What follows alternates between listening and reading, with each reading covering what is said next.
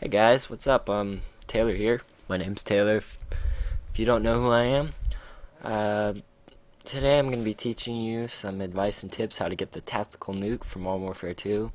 A lot of you want to get this, and some of you can't reach the streaks for it, but I'm going to give you some advice and tips on how to make it successful, and so you guys can get your first nuke. This might not work for everyone. Everyone's got different playstyles, so just bear that in mind. You know, if I forget anything, you can remind me, and maybe I'll put it in the video later in the annotation. But I'm gonna try to cover everything. I put it to get this together in 10 minutes, the info and stuff. So it's short and sweet. So let's get on to this. First of all, if you notice, I'm playing on Afghan. Afghan is a nice map to get a nuke on because of the open spaces, which the enemies will respawn out in the open, and your kill streaks can sweep up and get some kills. Some maps to note on, which aren't very easy to get nukes on, are like Skid Row. Skid Row is a huge block of buildings, which is not very good because of pretty much your kill streaks are shooting through walls and you won't hit anything. Definitely not a good thing to have. First thing I'm going to talk about is a group of friends. You definitely want to play with a group of friends. A group of friends can mean a good team, which means good communication, because usually when you're in a team you'll have mics so you can talk to each other. Also, your team can help you out get the nuke, because help you out and get you the nuke, because they could roll with a 3 kill streak, 5 kill streak, 4 kill streak, and get counter UAVs, which will really help you in achieving your nuke. And they also can help you spot, because say you're down by A and there's someone coming up right behind you. There might be a guy in your team saying, "Hey, look around, there's a guy behind you." So you turn around and there he is, and you can pop him down. Usually, hopefully you kill him. So good team is definitely a priority to a nuke. Definitely want to have that. Second of all, as you can see, I'm using my javelin. Javelins are really fun to use. Patience. Patience is probably one of the biggest keys. Staying back. You always want to stay back. Check your surroundings. This is probably your best tactic, because staying back allows you not to get spawn killed, and rushing in and moving near the flags will pretty much equal death. I mean, you could kill them, but just wait until they get painkiller and they could spawn right by you, and painkiller can pretty much wipe you out. And let's go to that. The patience, you definitely want to be patient, but if you get like the bad team and you don't have patience, you can get really frustrated, and it can pretty much ruin your tactical nuke, because once you get frustrated you can't concentrate and you'll want to rush and you'll want to try to kill people. So there's that AC-130, Angel of Death. But yes, definitely be patient. Try to not get frustrated. If you get frustrated, stop trying to get the nuke.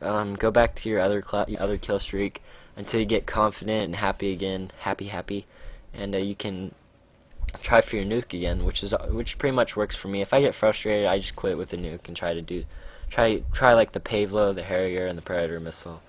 And also another thing, reaction time.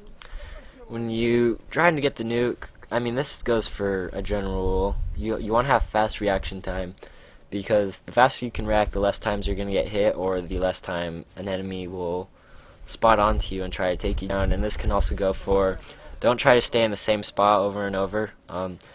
Reaction time, this can be improved by get to know the maps better, so you can spot people faster. There's my first death, but that's not going to matter.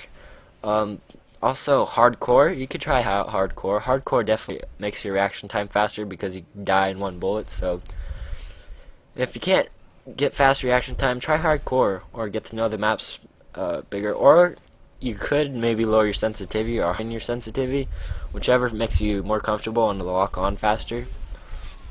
So that's a big plus you wanna think about.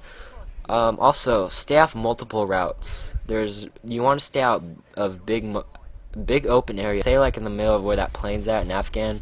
You definitely don't want to go out there, because then you're gonna have people are gonna have multiple views on you. So that means you're more exposed, and you don't want to be exposed. You want to be a ninja.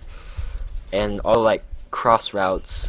Cross routes are like, there's 3 routes to a certain place, so that can really screw you up.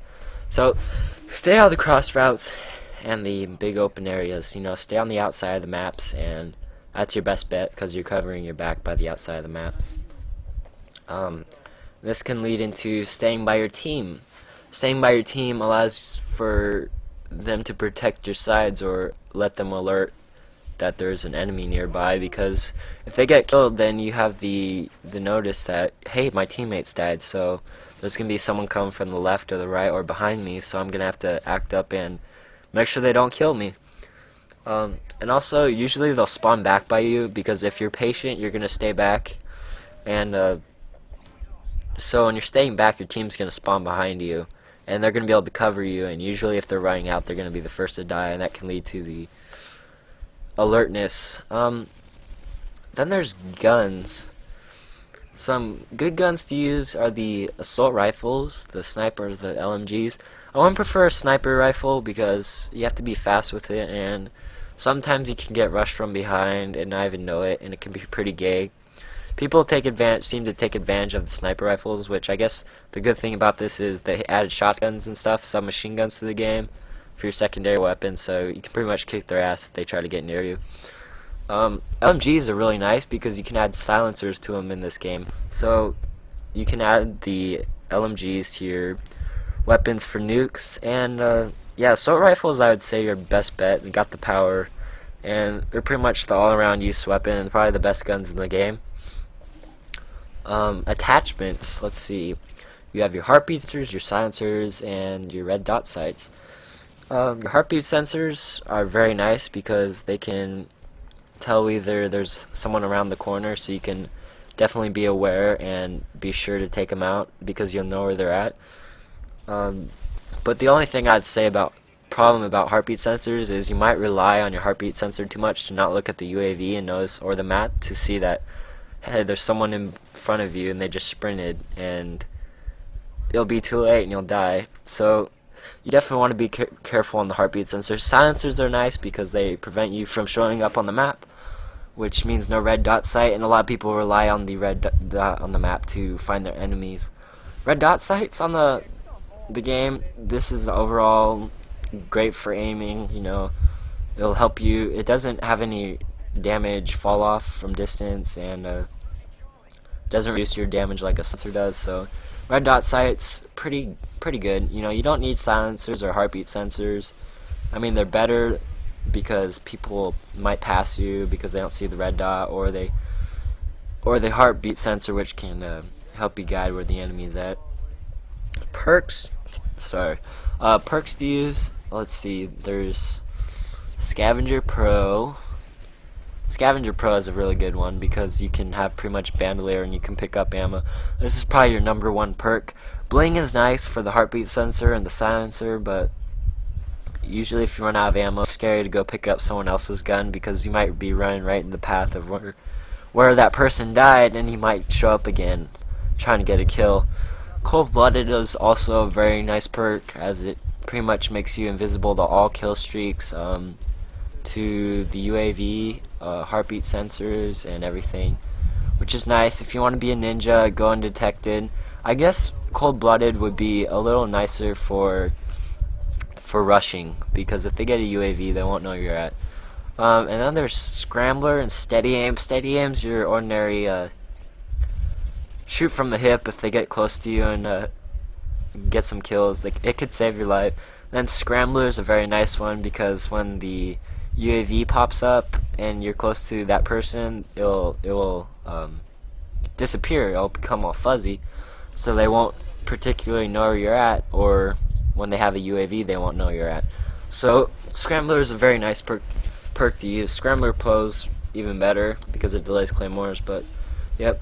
As you can see, I got my chopper gunner. Kill streaks, your basic kill streak for the nuke is the Harrier strike, which is your 2 air strikes and your Harrier, which is pretty much your jet, and that can provide pretty much as a helicopter, which is actually better than the attack helicopter.